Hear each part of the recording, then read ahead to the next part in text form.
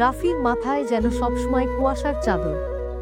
প্রতিদিন ঘুম থেকে উঠে দেখে ফোনে নতুন একটি ভিডিও, অথচ আগের রাতের কিছুই মনে করতে পারে না। এক রাতে কৌতূহল সামলাতে না পেরে সেই ভিডিও চালায়। অন্ধকার ঘরে মোবাইল ক্যামেরার সামনে বসে থাকা নিজেকেই দেখে গলা কাঁপছে, চোখে ভয়। ওরা আসছে, আমাকে বাঁচাও। রাফির শ্বাস বন্ধ হয়ে আসে। সে তো এই ভিডিও কখনো রেকর্ড করেনি।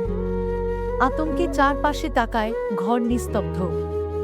ফোনটা রেখে আয়নার দিকে তাকাতেই বুক কেঁপে ওঠে। আয়নার ভেতরে থাকা রাফি ওর দিকেই তাকিয়ে আছে।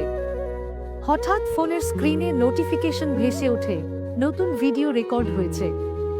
সে দ্রুত ফাইলটি চালায়। এবার ক্যামেরার সামনে অন্য কেউ বসে, চেহারা অস্পষ্ট। ফিসফিস করে বলছে, মনে করার দরকার নেই রাফি, এবার ঘুমো। আচমকা পেছন থেকে ঠান্ডা একটা হাত ওর কাঁধে ছোঁয়া দিতেই পরদিন সকালে রাফি ঘুম থেকে উঠে দেখে ফোনে কোনো ভিডিও নেই। আগের রাতের কিছুই মনে নেই। আবারও